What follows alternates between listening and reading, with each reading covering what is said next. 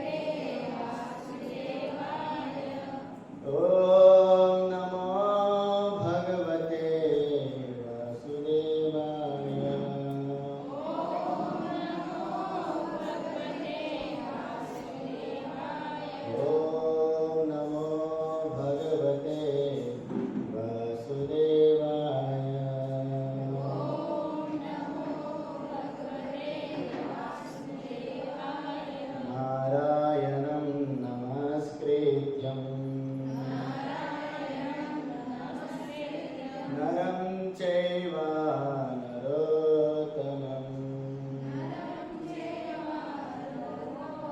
देवीं सरस्वतीं व्यासं ततो जयामुदीरये नष्टप्रायेषु भद्रेषु नित्यं भागवत सेवया भगवती उत्तमा श्लोके भक्तिर्भवति नैष्ठिके। हे कृष्ण करुणा सिंधु दीनबंधु जगत्पते गोपेश गोपिका कांता राधा कांता नमोस्तुते तप्त कांचन गौरांगे राधे वृंदावनेश्वरी वृषभानुसुते देवी प्रणमामि हरिप्रिये नमो विष्णुपादाय कृष्णपृष्ठाय भूतले श्रीमते भक्तिवेदांत स्वामीति नामिने नमस्ते सारस्वते देवे गौरवाणी प्रचारिणे निर्विशेषा शून्यवादी पाश्चात्यदेशतारिणे। जय श्री कृष्ण चैतन्य प्रभु नित्यानंद श्री अद्वैता गदाधर शिवासादि गौर भक्तवृंद। हरे कृष्णा कृष्णा कृष्णा हरे हरे राम राम राम हरे कृष्णा कृष्णा कृष्णा हरे हरे हरे राम राम हरे हरे कृष्णा कृष्णा कृष्णा हरे हरे हरे राम राम हरे कृष्णा। तो आप सबका बहुत बहुत स्वागत है रविवार प्रीति भोज कार्यक्रम में।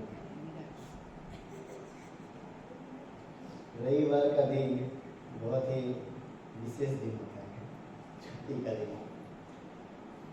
इन छुट्टी के दिनों में लोग पूरा हफ्ता प्लान करते हैं कि संडे आएगा तो हम ये कार्य करेंगे, क्योंकि बाकी के दिनों में कई लोगों को टाइम नहीं मिलता है। तो लेकिन आप सब लोग इतना सब त्याग करके यहाँ पर आए भगवत कथा श्रवण करने के लिए, तो आप सबका हार्दिक स्वागत है। और आने वाले कुछ महीनों में, 1-2 महीने में शायद रथ यात्रा भी है। तो प्रभु जी का कहना है कि जगन्नाथ जी के बारे में बताया जाए, क्योंकि जगन्नाथ जी बाहर आएंगे धर्मपुर में, जब यात्रा करेंगे तो उनकी महिमा हमें पता होनी चाहिए, तभी हम उनको उन भाव से हम अपनी श्रद्धा को अर्पण कर पाएंगे। तो जगन्नाथ जी अभी हम हर रोज सैटरडे संडे प्रयास करेंगे कि थोड़ा थोड़ा जगन्नाथ जी के बारे में भी श्रवण करेंगे। तो ऐसे ये मनुष्य जीवन बहुत दुर्लभ माना गया है, और ऐसे दुर्लभ है भी क्योंकि ये मनुष्य जीवन जो है हमें 84 लाख योनि के बाद मिलता है। इस जीवन को एक जंक्शन बताया गया है। जंक्शन समझते हैं आप लोग? जंक्शन वो स्थान है जहाँ से ट्रेन हर तरफ जाती है। तो ये मनुष्य शरीर को जंक्शन बताया गया है, अर्थात ये जो शरीर है, इस शरीर से आप कहीं भी जा सकते हैं। अगर अच्छे कर्म करते हैं तो आप देवता के लोक को प्राप्त कर सकते हैं, और अच्छे कर्म करते हैं तो भगवान के धाम जा सकते हैं, और अगर निम्न कर्म करते हैं तो पशु के शरीर में भी जा सकते हैं। तो ये मनुष्य शरीर जो है जंक्शन है। अब हमें ये जंक्शन प्राप्त हो गया है, अब हमें विचार करना है कि हम इस शरीर से हम किधर जाएं। अब ये विचार करने के लिए हमें अपने बुद्धि का उपयोग करना है, क्योंकि भगवान ने साथ में क्या दिया? बुद्धि भी दिया है। ऐसा नहीं है कि भगवान ने केवल शरीर दे दिया, सब कुछ दे दिया बस, अब उसमें विचार करने की कोई शक्ति नहीं। हर मनुष्य में विचार करने की शक्ति है। हाँ, ये बात है कि कुछ मनुष्य जो है कुछ सीमा तक विचार कर पाता है, कुछ उससे ज़्यादा विचार करता है। जिसकी जितनी बुद्धि सात्विक रहती है वो उतना विचारवान होता है, उतना सोच सकता है। लेकिन जिनकी बुद्धि राजसिक तामसिक रहती है वो उतना नहीं सोच पाता है। तो इसके लिए मनुष्य शरीर को हमें इस प्रकार से इस्तेमाल करना चाहिए ताकि हम इसी जीवन में भगवान को प्राप्त कर सकें। भगवान को प्राप्त करना बहुत आसान भी है और बहुत कठिन भी है। कठिन इसलिए है कि हम मनुष्य शरीर प्राप्त करते हैं लेकिन हमें कुछ ज्ञान नहीं होता शास्त्रों का। हमें इस शरीर का उपयोग करने के बारे में कुछ पता नहीं होता कि किस प्रकार से उपयोग करना है।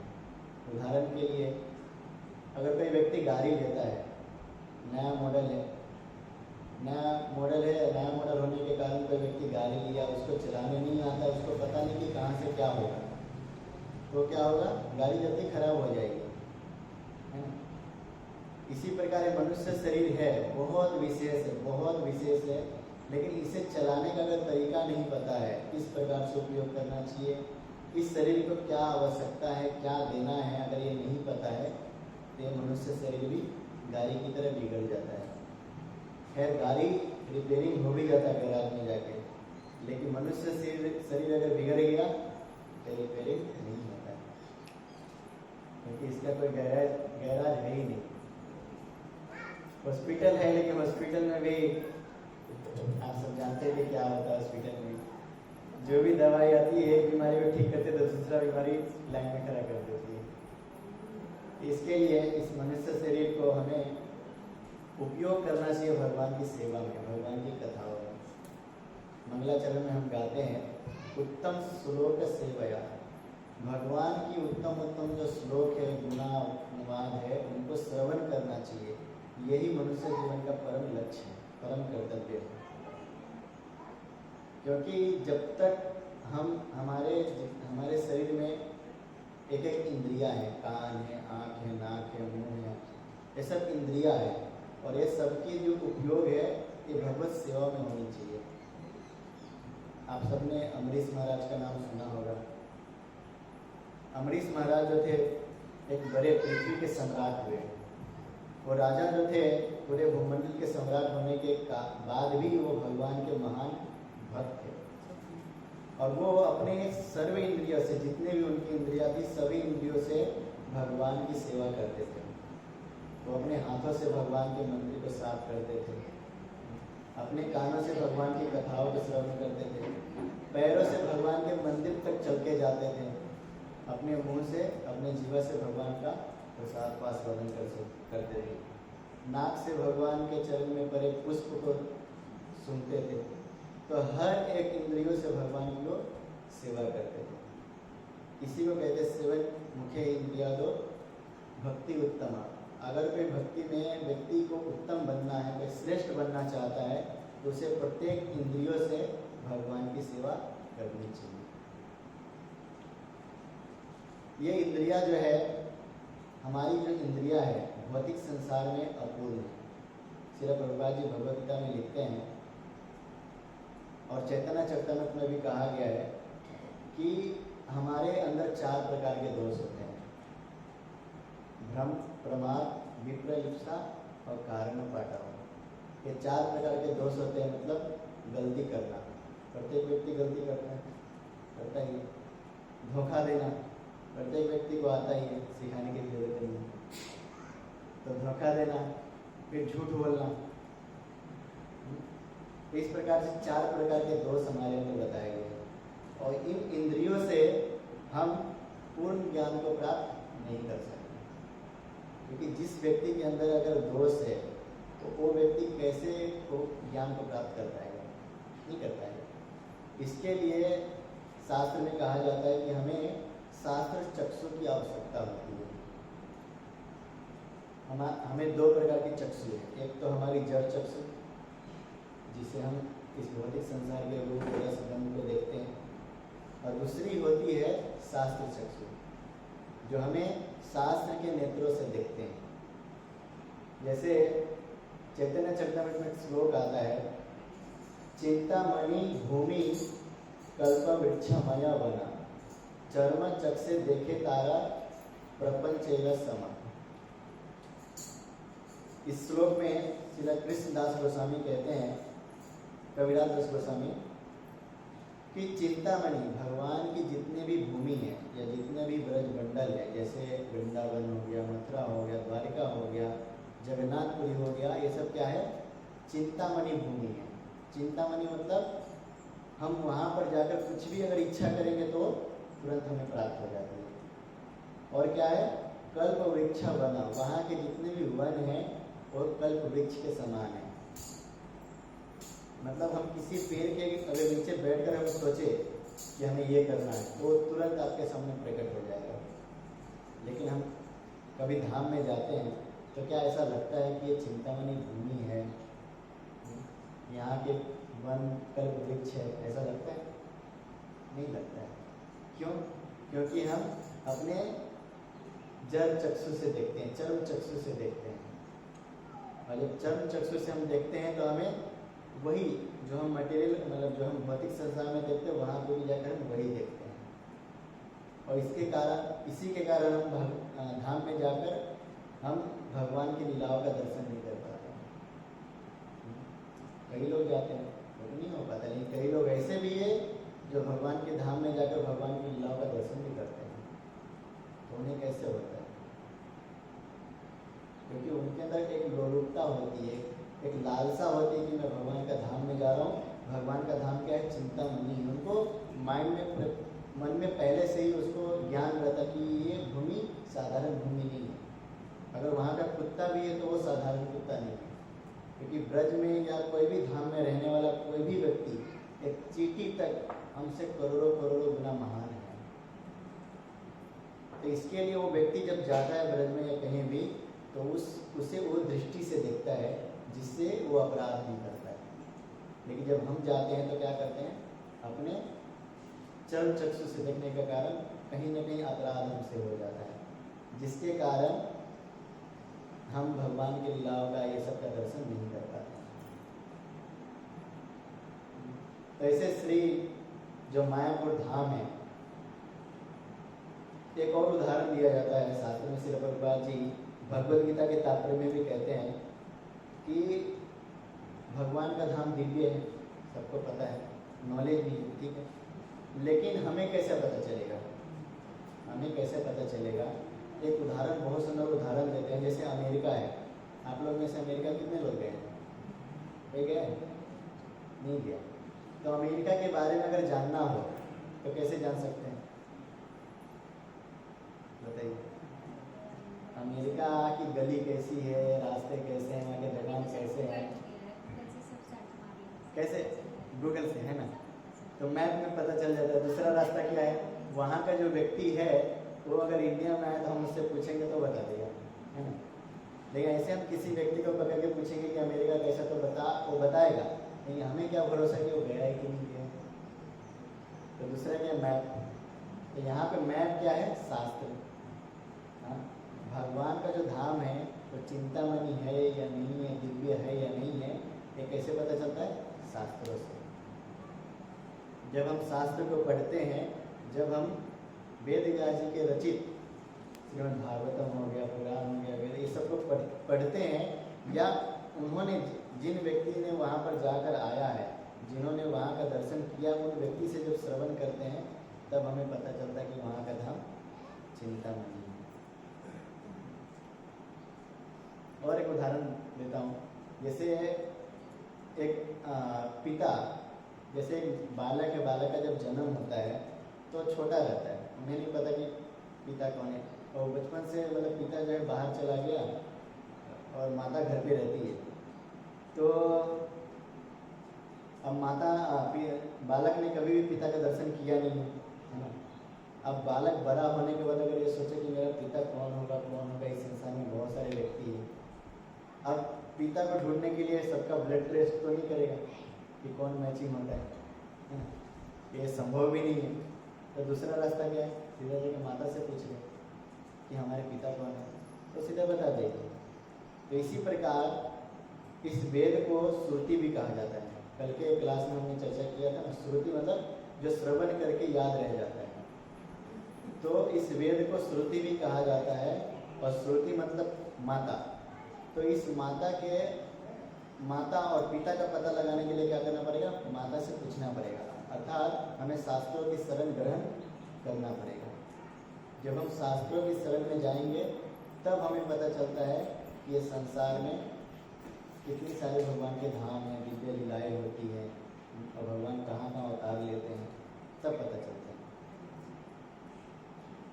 तो प्रश्न उठता है, भगवान इन धाम को क्यों प्रकट करते हैं, भगवान यहाँ पर क्यों आते हैं, कि वहाँ पे कोई आनंद नहीं है क्या, वहाँ पर उनको सुख नहीं मिलता जो यहाँ पे आते रहते बार बार, हो सकता है प्रश्न। तो भगवान जो है यहाँ पर हमारे लिए आते हैं ताकि हम उन लीलाओं को देखकर सुनकर हम उनकी तरफ आकर्षित हो सकें, क्योंकि हमें नया नया चीज़ आस्वादन करने की हमारे अंदर प्रवृत्ति है। अगर हमारे सबके घर में न्यूज़पेपर आता ही होगा, आता है ना, तो एक दिन का न्यूज़पेपर क्या दूसरा दिन कोई व्यक्ति पढ़ता है, नहीं पढ़ता, देखता भी नहीं, नया चाहिए।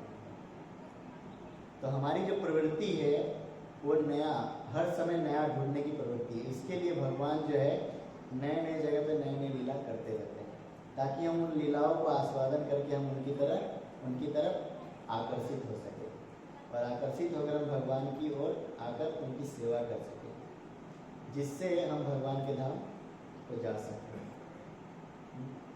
तो भगवान जब आते हैं तो भगवान को अगर लीला करना है, यहाँ पे कोई भौतिक संसार में भी लीला होता है तो उसके लिए मंच बनाया जाता है, मंच बनाया जाता है ना, क्योंकि मंच के बिना, स्टेज के बिना लीला कहाँ, ड्रामा कैसे होगा। तो भगवान जब आते हैं तो वो भी अपना मंच को साथ में लेके आते हैं, और मंच क्या है, भगवान का धाम, वृंदावन, द्वारिका, मथुरा, जगन्नाथपुर, ये सब क्या है, मंच है, भगवान का लीला करने का मंच है। वहाँ पे भगवान लीला करते हैं और हम सब यहाँ पे आस्वादन करते हैं। अगर आप सोचिए, अगर भगवान का कोई लीला किए ही नहीं होते तो हम यहाँ पर बैठ कर क्या करते हैं, क्या श्रवण करते हैं, क्या आनंद लेते हैं, नहीं लेते। इसके लिए भगवान जो है तरह तरह के लीला करते रहते हैं, और भगवान जो है अपने धाम के साथ क्षेत्र में या वृंदावन या जगन्नाथपुरी प्रकट होते रहते हैं, और समय पर प्रकट होते हैं ताकि हम भक्तों को आनंद मिल सके। श्रील प्रभुपाद जी कहते हैं कि जो क्षेत्र है, जगन्नाथपुरी क्षेत्र हो या वृंदावन हो, वो जो क्षेत्र है हमारा हृदय क्षेत्र है, भगवान का लीला करने का एक मंच है, हृदय। कैसे हृदय मंच है, श्रील भक्ति विनोद ठाकुर कहते हैं, तुम्हारा हृदय सदा गोविंद विश्राम, गोविंद कहे न मोरा वैष्णव अपराम। भगवान कहते हैं कि मेरा जो निवास स्थान है, मैं जहाँ पे रहता हूँ, वो है वैष्णव का हृदय। हरे कृष्णा कृष्णा कृष्णा हरे हरे, हरे राम राम राम हरे हरे। लगता है सभी लोग यहाँ पे शरीर तो लेके आ गए, लेकिन मन कहीं और लेकर आए। तो हमारा जो हृदय है, जो हमारा जिस हृदय में परमात्मा निवास करते हैं वो हृदय भगवान का निवास स्थान है। और ऐसे हृदय को हमें क्या कर रखना चाहिए? स्वच्छ रखना चाहिए, तभी तो राधा कृष्ण आकर विराजमान होंगे। लेकिन ऐसे हृदय को हम क्या करते हैं? दूषित कर देते हैं। नाना प्रकार के वस्तु में कर, नाना चीज़ को देखकर, नाना चीज़ को सुनकर, जब हम सुनते हैं या देखते हैं तो उसका प्रभाव कहाँ जाता है? हृदय में जाता है, एक छाप छोड़ता है। जब वो छाप छोड़ता है तो जल्दी मिटता नहीं है। आप उसको 1000 से मतलब 10 साल के बाद भी याद करेंगे तो भी याद आ जाएगा। कभी कोई घटना होती है ना, जैसे 20-25 साल का कोई हो जाता है तो फिर बचपन की बातें याद आ जाती है। कहाँ से आती है? क्योंकि हृदय में वो छाप बैठ गया है।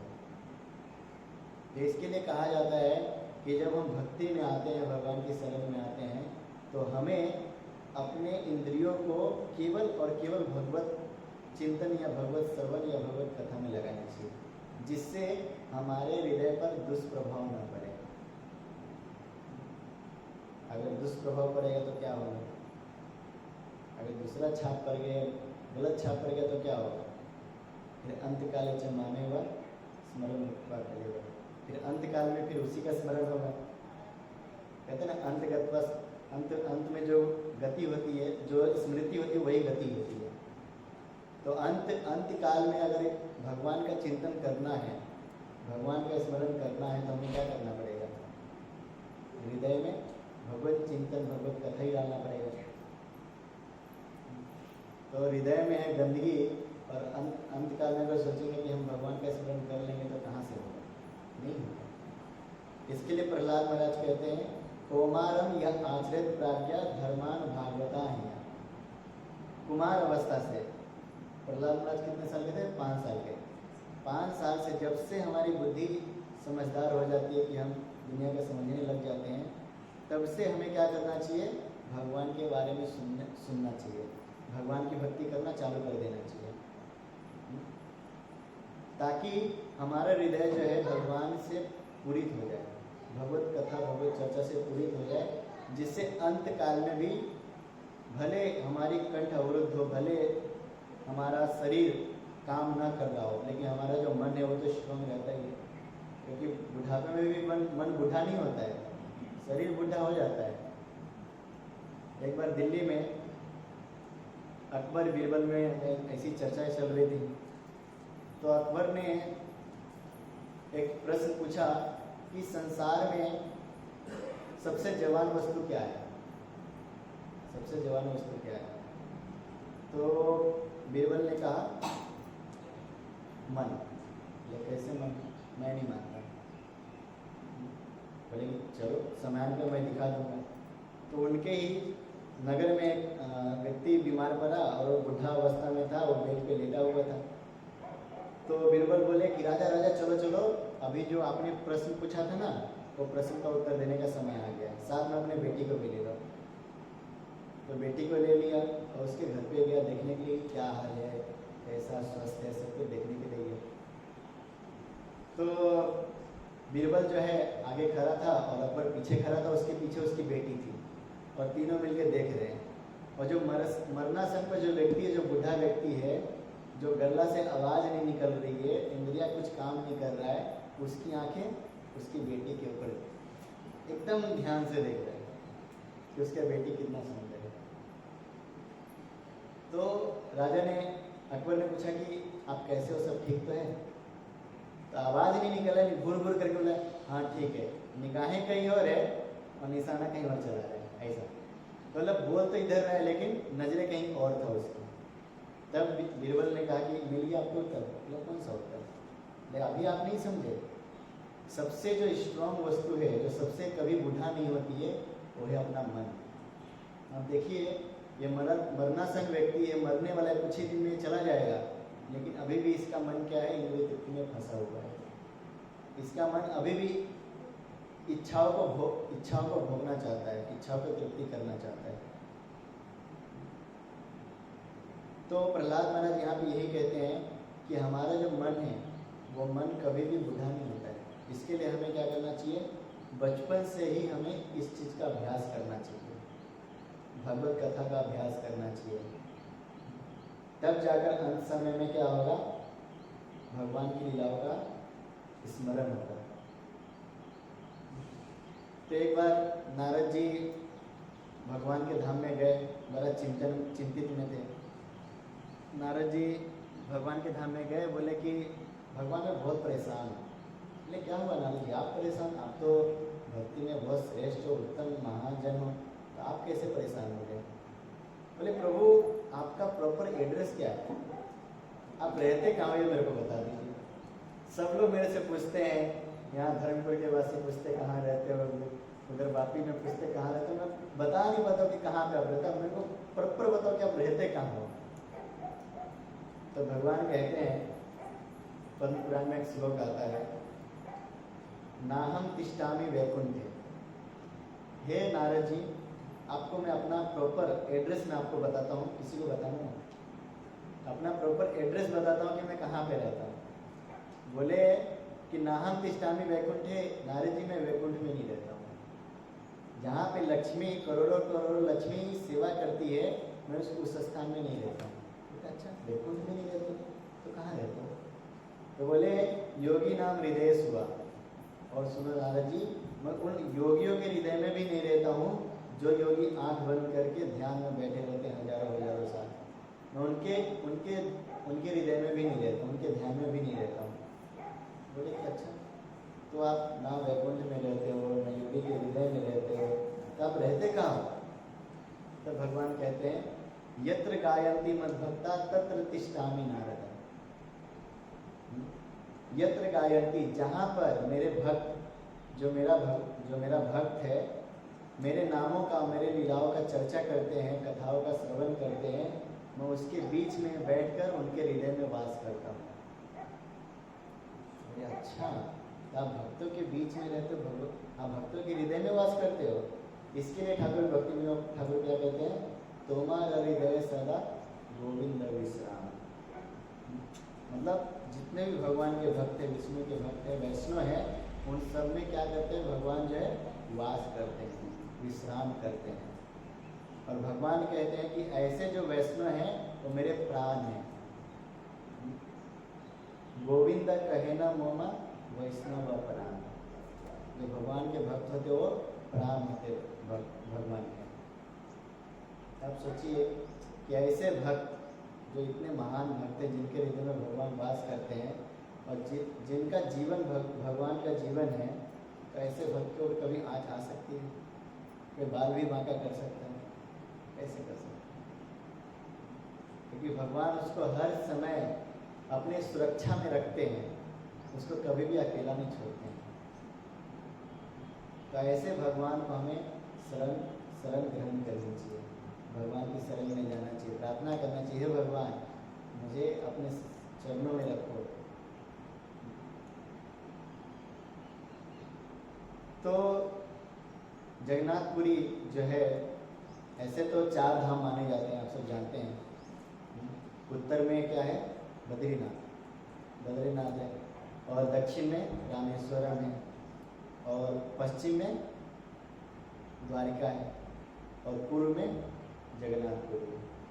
लेकिन अगर कोई व्यक्ति जगन्नाथपुरी को छोड़ के बाकी तीनों धाम में जाकर भी उनका यात्रा सफल नहीं माना जाता। ऐसा शास्त्र में वर्णन है कि जब तक व्यक्ति तीनों धाम का दर्शन कर लिया लेकिन जगन्नाथपुरी का दर्शन नहीं किया है, उसकी यात्रा जो है अधूरी मानी जाती है।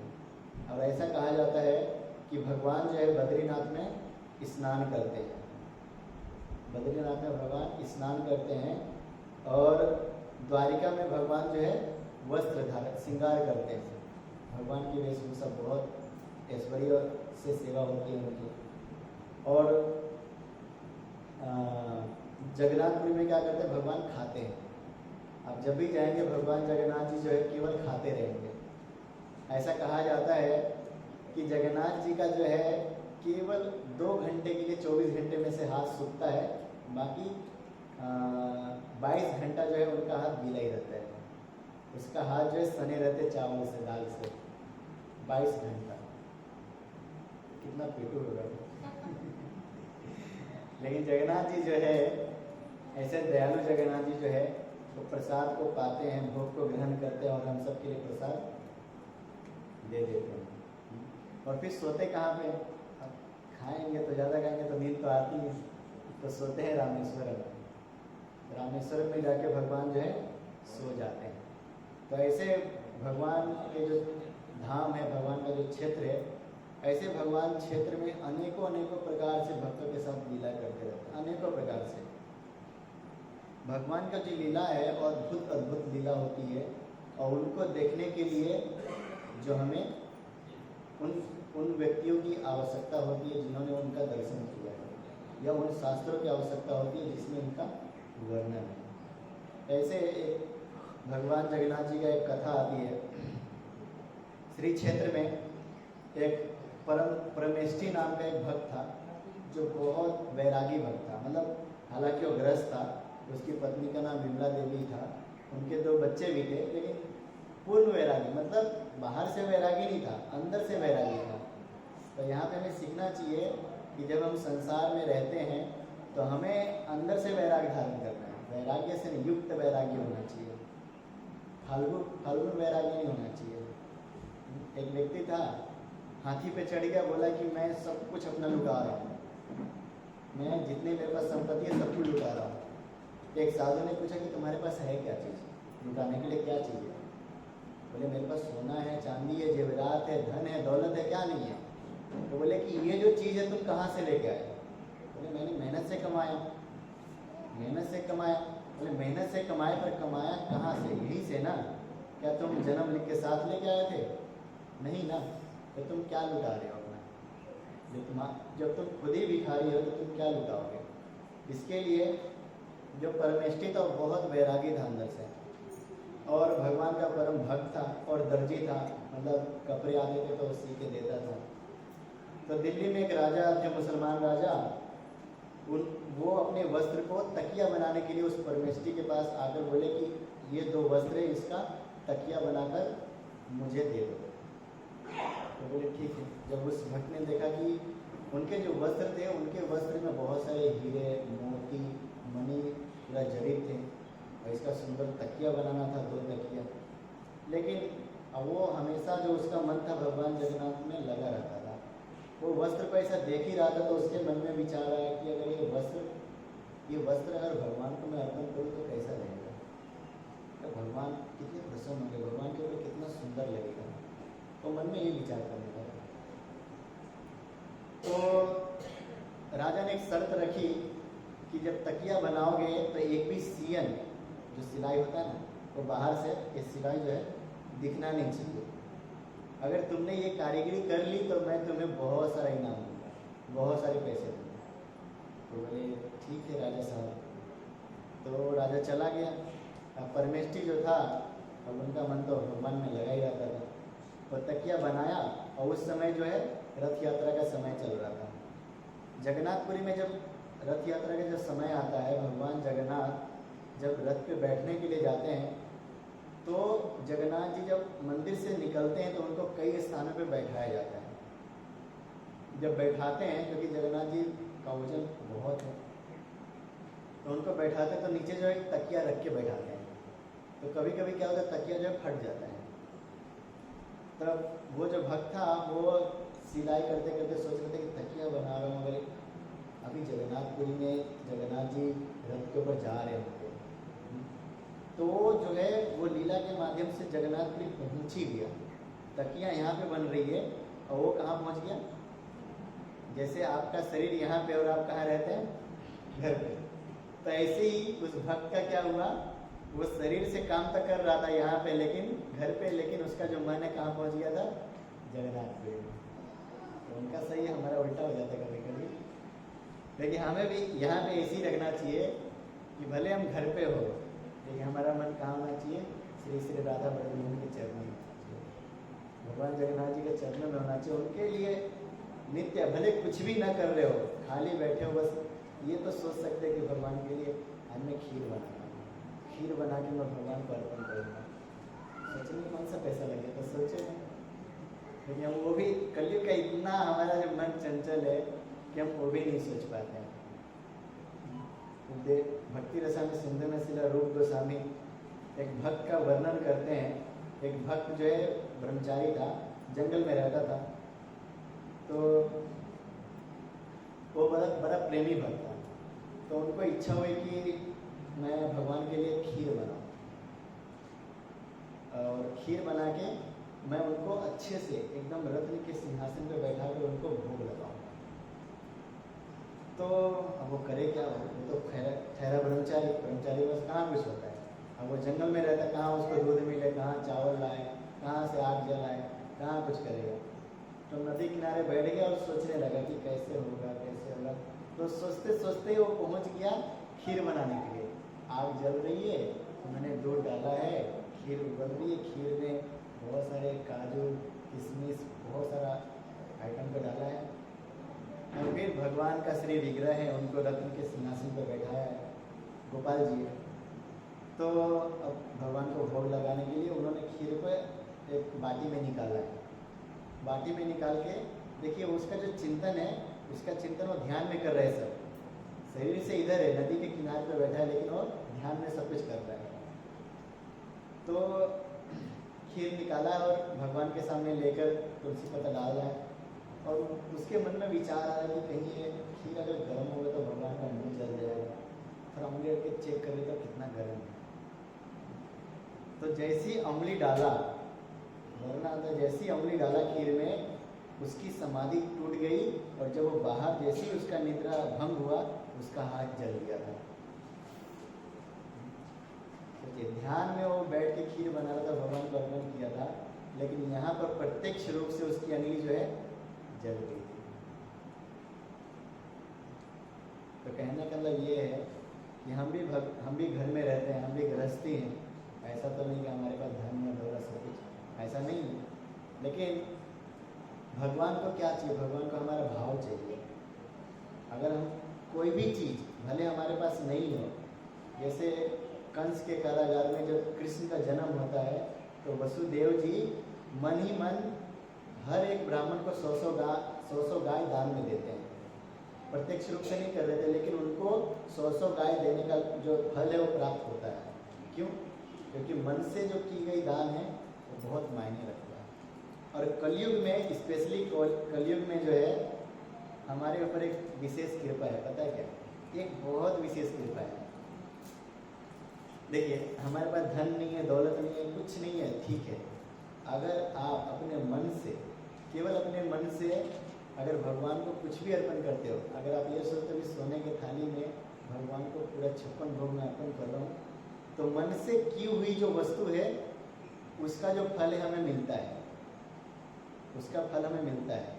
लेकिन अगर मन से अगर आप कितना भी पाप करते हो, मन से कितना ही पाप करते हो, उसका फल नहीं मिलता। इसके लिए श्रीमद् भागवतम में एक श्लोक आता है कि जब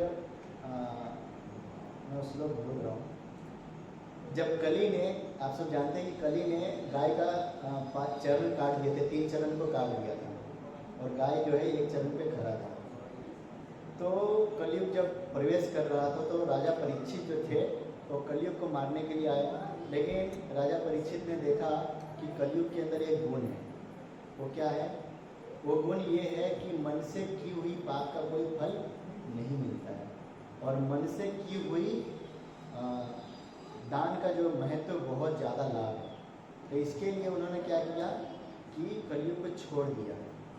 लेकिन हम कलयुग के वासी ऐसे हैं कि मन से भी कुछ किसी का अच्छा नहीं कर सकते, मन से भी कुछ किसी का अच्छा नहीं सोच सकते हैं, मतलब इतने हमारी दशा है। तो जो भक्त था वो जगन्नाथपुरी पहुंच गया और देख रहा है कि जगन्नाथ जी आ रहे हैं, और जैसे ही तकिए के ऊपर जगन्नाथ जी को रखा, और तकिया फट गया, और तकिया जो है फट गया। जब तकिया फट गया तो ये जो भक्त था, तकिया बनाया था, तकिया साथ में बोले इससे अच्छा सौभाग्य की बात क्या हो सकती है, चलो ये तकिया भगवान जगन्नाथ जी को अर्पण कर देते हैं। तो उन्होंने दो तकिया में से एक तकिया भगवान जगन्नाथ जी को दे दिया। जब जगन्नाथ जी को दे दिया तो जगन्नाथ जी उस तकिया पे बैठे, तकिया पे बैठ के रथ पे आरूढ़ हो गए, और रथ पे आरूढ़ हो गए, पूरा उन्होंने जगन्नाथपुरी का रथ यात्रा अटेंड किया। फिर वो जब वापस आया, उसकी समाधि टूटी, तो वो तकिया वास्तविक रूप से वो फट गया था। उनके पास तकिया थे, 2 तकिया बनाए थे, एक तकिया फट गया था। अब उसको भय लगने लगा कि राजा क्या बोलेगा, राजा से पहले कोई नहीं बचा सकता, अब तो मैं गया। लेकिन साथ में एक उल्लास भी था, एक हर्ष भी था कि मैंने जगन्नाथ जी का सेवा किया है। नहीं चलो जो भी है। अब जब ये सोच ही रहे थे तो राजा के मंत्री लोग आ गए, सैनिक आ गए कि राजा ने तकिया मंगाया, चलो। तो एक तकिया लेके राजा के दरबार में गया। राजा के दरबार में जाकर राजा ने बोला कि कहाँ है मेरे तकिए। तो उस परमेष्ठी ने दे दिया तकिया, बोला कि महाराज ये एक तकिया है और एक जो तकिया है फट गए। ये फट गए, कैसे फट गए? तो उन्होंने सारा वृत्तांत सुनाया कि मैंने वो तकिया जगन्नाथ जी को अर्पण कर दिया। बोले कि तुम मुझे मूर्ख बना रहे हो, तुम कहाँ इधर रहते हो, जगन्नाथपुरी कहाँ उधर है, तुम इतने कम समय में कहाँ जगन्नाथपुरी पहुँच के जगन्नाथ जी को तकिया अर्पण कर दिए, और कहाँ से जगन्नाथ जी तुम्हारे तकिए को स्वीकार कर लिए? मुझे बेवकूफ़ समझ के रखे हो क्या? है? बहुत डांटने लगे, बहुत चिल्लाने लगे। बोले कि तुम भक्त लोग ऐसी होते ही हो, मुसलमान था ना, भक्त लोग ऐसी होती हो, मन से क्यों भगवान भगवान करते रहते हो, होता कुछ नहीं, ऐसा फालतू है। तो राजा ने उसको क्या किया, जेल में डाल दिया, उस परमेष्ठी को जेल में डाल दिया, उसको सजा दे दी कि तुम्हें 24 घंटे के लिए जेल में रखा जाता है क्योंकि तुमने मेरा तकिया को फाड़ा है। तो उसको जेल में डाल दिया। अब वो जेल में सोच ही रहा था कि ये मेरे साथ क्या हो गया। हालांकि एक तरफ से एक आनंद भी आ रहा था कि मैंने आज जगन्नाथ जी का सेवा किया, लेकिन दूसरी तरफ मन भीतर भीतर भी हो रहा था। तो जैसी वो आंखें थोड़ा लगी, उसी समय भगवान जगन्नाथ जी जेल में प्रकट हो गए, वास्तविक रूप में उसके सामने जेल में प्रकट हो गए। और जगन्नाथ जी बोले कि तुम चिंता क्यों करते हो, मैं तुम्हारे साथ हूँ ना, राखे कृष्ण मारे के, मारे कृष्ण राखेंगे। अगर मैं तुम्हें बचा रहा हूँ तो कोई तुम्हें मार नहीं सकता, तुम चिंता मत करो, मैं तुम्हारी रक्षा करूँगा। तुमने मेरी जो सेवा की है यार, मैं बहुत प्रसन्न हूँ, और इस प्रसन्नता के कारण तुम्हें कुछ नहीं होगा, तुम चिंता मत करो, मैं तुम्हें इसी वक्त मैं तुम्हें जेल से रिहा करवाता हूँ। तो जगन्नाथ जी उस राजा के स्वप्न में आते हैं। राजा के स्वप्न में आके जोर से चिल्लाने लगे कि तुम कितने बड़े मूर्ख हो, तुमने एक भक्त को जेल में डाल दिया, तुम इतने अज्ञानी हो कि तुम भक्त के भाव को नहीं समझ पाए, एक भक्त के ऊपर तुम्हें विश्वास नहीं है। अरे उन्होंने मुझे इतना बड़ा सेवा किया है और तुमने उसे जेल में बंद कर दिया, चलो अभी उसे जेल से रिहा करो और इसी समय जाकर उसे माफ़ी मांगो। और ये बोल के जगन्नाथ जी जो है जोर जोर से राजा के ऊपर कोड़ा मारने लगे। कोड़ा जानते हैं ना, कोड़ा, वो कोड़ा मारने लगे। और राजा चिल्ला रहा है, स्वप्न में ही चिल्ला रहा है, लेकिन जैसे ही राजा की नींद टूटी तो उसको लगे स्वप्न में, लेकिन पीठ पे देखा कि दर्द के मारे उसका पूरा शरीर लाल लाल हो गया था। तो राजा उसी समय जाते हैं, परमेष्ठी से माफ़ी मांगते हैं और फिर उनको बोलते हैं कि आप जगन्नाथ जी के महान भक्त हैं, आप ऐसी सेवा करते रहिए, जगन्नाथ जी आपसे बहुत प्रसन्न हैं। आप सोचिए कि एक पापी राजा को भगवान ने दर्शन दिया, क्यों? कारण क्या था? भक्त के कारण। हालांकि उसके ऊपर अत्याचार किया था, लेकिन उन्होंने कुछ समय के लिए तो संग किया ना, कुछ समय के लिए भले वो दुष्संग किया था, लेकिन संग करने के कारण जो है उनका जो जितने पाप थे वो सारे धुल गए थे। क्योंकि तुम्हारा दर्शन है पवित्र करो यही गुण, मतलब तो एक भजन है जिसमें कहते हैं कि भक्त का केवल दर्शन मात्र से हमारे जन्मों जन्मों के जो पाप है वो खत्म हो जाते हैं। तो राजा ने तो उनका संग किया था, तो कैसे पाप खत्म हुआ? और ये पाप खत्म होने के कारण जो है राजा के समक्ष भगवान जगन्नाथ जी जो प्रकट हो गए और प्रकट होकर उनको दर्शन दिए थे। तो ऐसे जो भगवान के जो भक्त होते हैं बड़ा प्रेमी होते हैं, और कभी भी भगवान का जो सेवा है वो कभी भी छोड़ना नहीं चाहते। हमेशा उनकी यही लालसा होती है कि कब भगवान का एक छोटी सेवा मिल जाए, एक झाड़ू मारने की सेवा मिल जाए तो ही मैं अपने आप को धन्य मानूंगा। तो हम खैर कलयुग में तो उल्टा ही होता है, किसी को सेवा मिलता भी है तो वो बोलता है कि कहाँ से मेरे को पकड़ लिया, किसी और को नहीं मिला क्या, मेरे को ही पकड़ लिया। लेकिन हमें अपने ऊपर गर्व करना चाहिए कि हम भगवान की कथाओं को श्रवण करते हैं, साथ में हमें लालसा रखनी चाहिए कि हमें सेवा मिले, कोई भी सेवा मिले बस सेवा मिले। क्योंकि जब तक हम भगवान की सेवा में लगेंगे नहीं, जब तक हम भगवान की सेवा करेंगे नहीं, तब तक जो है भगवान का साक्षात्कार हमें नहीं होगा। क्योंकि सेवा करना क्यों जरूरी है? क्योंकि सेवा करने से जो है हमारे हृदय शुद्ध होता है, बहुत जल्दी शुद्ध होता है। मान के चलो हमें झाड़ू मारने की सेवा मिल गई, तो झाड़ू मारने की सेवा मिल गई, तो अगर हम ये विचार के साथ अगर सेवा करने की, वाह आज मैं मंदिर गया तो भगवान की कृपा से मुझे झाड़ू मारने का सेवा मिला, तो ये विचार के कारण वो जो हृदय है बहुत जल्दी शुद्ध होता है। और ऐसे कई उदाहरण हैं कि झाड़ू मारते मारते भगवान का दर्शन कर लिए। श्यामानंद पंडित करके ब्रज में निधिवन में भक्त रहते थे, श्यामानंद नाम था उनका। वो नित्य प्रतिदिन उस मंदिर का, निधिवन के मंदिर का झाड़ू लगाते थे। और झाड़ू लगाते लगाते एक समय की बात है कि निधिवन में आप सब जानते हैं कि लीला होती रहती है, भगवान की राधा कृष्ण रास लीला होती रहती है। तो सुबह का समय था, झाड़ू लगा रहे थे, तो भगवान जो है रास लीला करके सब लोग जा चुके थे। तो उसमें राधा रानी का पायल जो होता है ना, नुपुर पायल गिर गया था, निधिवन में कहीं खो गया था। तो श्यामानंद जो है झाड़ू लगाते लगाते वो पायल उसको उसके हाथ लग गया। जब उसके हाथ लग गया पायल, तो वो देखने लगी कि पायल तो बड़ा विचित्र है, हम लोग पहले बार देखो ये पायल को, किसका होगा? चलो जिसका भी होगा जेब में डाल दिया, जिसका भी होगा आएगा ढूंढेगा तो मैं उसको लौटा दूंगा। तो कुछ समय के बाद अब श्यामानंद भगवान का झाड़ू लगा, मतलब परिसर को साफ करके वो विश्राम मतलब बैठे हुए थे, तभी दो लड़की आई, दो गोपी आई, जो साक्षात ललिता और विशाखा थी। और वो पायल को, नुपुर को ढूंढते ढूंढते वो श्यामानंद तक आई थी। तो उनसे पूछती है कि बाबा बाबा आपको यहाँ पे कोई पायल तो नहीं मिला है ना, कोई नुपुर तो नहीं मिला ना? बोले नुपुर? कौन सा नुपुर? बोले पायल जो पैर में पहनते हैं। बोलता अच्छा, लेकिन तुम दोनों के पैर में तो पायल बराबर है, कहाँ से तुम्हारा नुपुर गायब हुआ है? बोलता हमारा गायब नहीं हुआ है, हमारी स्वामिनी का नुपुर जो है गायब हो गया है। तो आपने कहीं देखा है क्या? बोले कि हाँ मुझे एक नुपुर मिला है, ये है। बोले बाबा यही तो है, इसी को तो हम कब से ढूंढ रहे हैं, हम परेशान हो गए, आपके पास रखा है, आप दे दीजिए हमें, हम स्वामी को दे देंगे। ऐसे कैसे दे दूँ? मुझे क्या गारंटी है कि आप स्वामी का अपने नुपुर लेने के लिए आए हो? आप चोर भी हो सकते हो।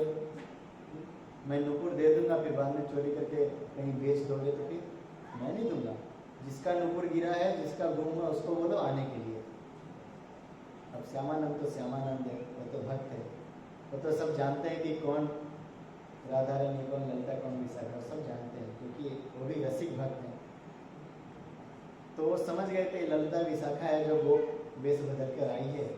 फिर राधा रानी को उन्होंने जानबूझकर उन्होंने नुपुर नहीं दिया, क्योंकि उनको राधा रानी का दर्शन करना था। तो बोले ललिता विशाखा बोलेगी देखो बाबा बड़ा जिद्दी नहीं है। तो बोले ठीक है बाबा, हम बुला के लेके आते हैं।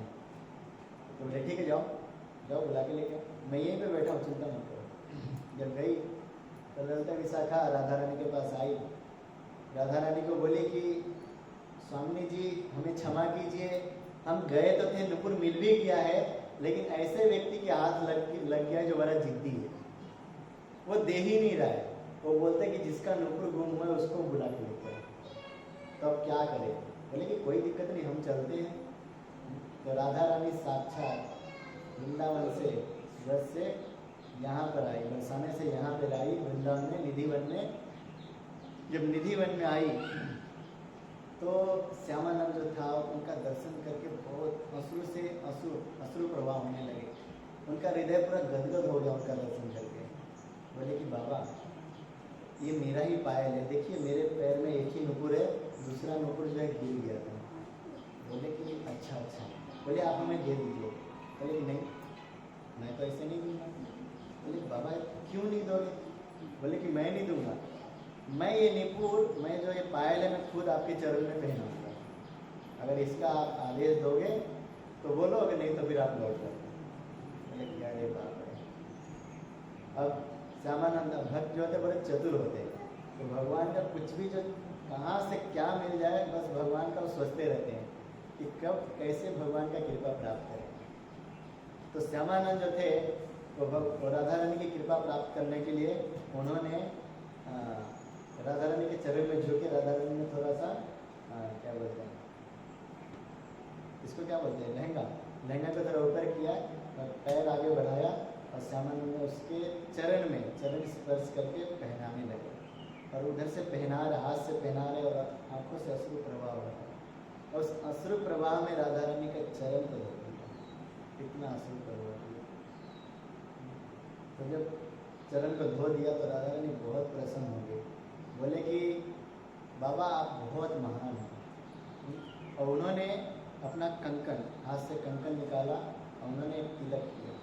तो उनका तिलक जो हमारे तिलक से थोड़ा अलग होता है, उनका तिलक ऐसा था, हमारा ऐसा है ना, उनका ऐसा होता है। तो वृंदावन में जाएंगे तो आपको दिख जाएगा, तो उनका अलग तिलक होता है। तो राधा रानी की कृपा पात्र, सोचिए, मतलब कहने का तो ये है कि भगवान का तुच्छ सेवा, झाड़ू मारते मारते भगवान को प्राप्त करते हैं। तो हमें भी एक लालसा रखनी चाहिए, एक ललायत रखना चाहिए कि हमें कब हम भगवान का सेवा करें, कब भगवान की कृपा प्राप्त करें।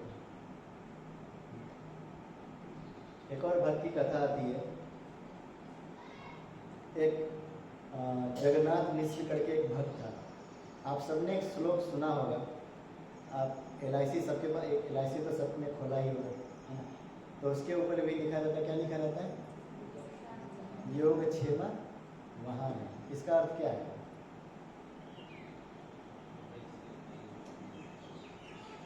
जो आपके पास नहीं है उसको मैं प्रदान करता हूँ, जो आपके पास है उसकी मैं रक्षा करता हूँ।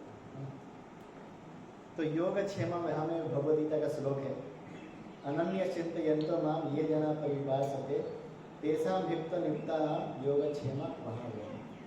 भगवद गीता में भगवान कहते हैं कि अनन्य चिंतयन्तो माम, जो मेरा अनन्य भाव से मेरा चिंतन करता है, उसे मैं कभी भी उसके जीवन में कभी भी किसी चीज़ की कमी नहीं होती है। अगर किसी चीज़ की कमी है तो उसको मैं पूरा करता हूँ। तो जगन्नाथ जो मिश्र थे, वो हालांकि ब्राह्मण परिवार में थे, कथा करते थे, लेकिन उसके घर में बहुत गरीबी थी।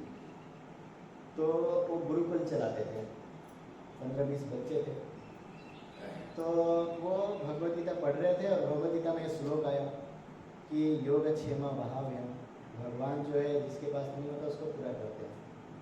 तो उन्होंने विचार किया कि ये गलत है, मेरे घर में इतनी गरीबी है, इतनी कमी है, अभी तक तो भगवान ने पूरा नहीं किया। उस लाइन को क्या किया? काट दिया, पेंसिल से काट दिया। तो वो चले गए भिक्षा मांगने के लिए। भिक्षा मांगने गए, जैसे ही भिक्षा मांगने गए तो एक लड़का उसके घर में आया और उसकी पत्नी से बोला कि गुरु माँ गुरु जी ने ये सामान भेजा है। बोले क्या है? तो बोले कि ये चावल है, दाल है, बहुत सारा अन्न उसके घर में लेकर आए थे वो बालक। जो बालक लेके आए थे तो अब गुरु माँ देखकर प्रसन्न हुई, इतना सारा अन्न, आज भिक्षा में ऐसा कौन सा धनी मिल गया जो इतना सारा धन दे दिया। तो बोले कि माँ एक बहुत बड़ा व्यापारी मिल गया था जो गुरुजी को दे दिया, गुरुजी आ ही रहे हैं, मुझे बोला कि ये लेकर चलो। तो गुरु माँ दयालु थी, ये बोले कि इतने छोटे बालक को इतना सारा सामान ला दिया, गुरुजी को क्या थोड़ा भी अक्ल नहीं है? हाँ, बोले कि तुम इतने सुंदर हो, तुम्हें पहले कहीं देखा नहीं है, और तुम्हारे गाल पे इतने ऐसे निशान क्यों हैं लाल लाल? तो बोले गुरुजी ने मुझे दंड दिया है। बोले गुरुजी ने दंड दिया है? ये कैसे हो सकता है? गुरुजी ने तो आज तक कभी किसी को मारा नहीं, तुम्हें कैसे दंड दे दिए? बोले कि मुझे दंड दिया है, मुझे बोला है कि तुम किसी काम के नहीं हो, और गुरुजी ने जोर से थप्पड़ मारा, इसके लिए गाल मतलब निशान लग गया। अच्छा, आने वाले उसकी मैं खबर ले ली। ये बोले कि ठीक है, आप उसकी खबर ले लेना, मैं यहाँ से जाता हूँ, आप ले लो सामान। तो सामान ले लिया। फिर जगन्नाथ मिश्र आए घर में, तो बोले कि आज कोई भी भिक्षा नहीं मिली। कोई भिक्षा नहीं मिली क्या? सारा सामान आपने छोटे से बालक के ऊपर लाद के भेज दिया था और उसको थप्पड़ भी मारा, उसको दंड भी दिया। नहीं, मैंने आज तक किसी चींटी को नहीं मारा है, तो मैं कैसे किसी को मार सकता हूँ। बोले कि बालक आया था और आपने मारा, ऐसा बोल रहा था। बोले कि उसकी बुद्धि जो है ठिकाने आ गई। उसने फटाफट वो भगवद गीता का श्लोक निकाला और उसमें जो लाइन काटा था, योग क्षेमा महावयम, उसको तुरंत मिटाकर उसको मिटा दिया। तो सच में भगवान जो है पूरा करते हैं। इसके लिए जब हम भगवान की भक्ति करते हैं तो भगवान को एक पूर्ण विश्वास रखना चाहिए कि भगवान हमारे जीवन में हर इच्छा पूरी करेंगे, हर समस्या का समाधान करेंगे। तो ये इसके साथ साथ हमें भगवान का भजन करना चाहिए। तो हरे कृष्णा, टाइम हो गया। हरे कृष्णा कृष्णा कृष्णा हरे हरे, हरे राम राम राम हरे हरे। इसका कोई प्रश्न है? नहीं? अच्छा, हरे कृष्णा।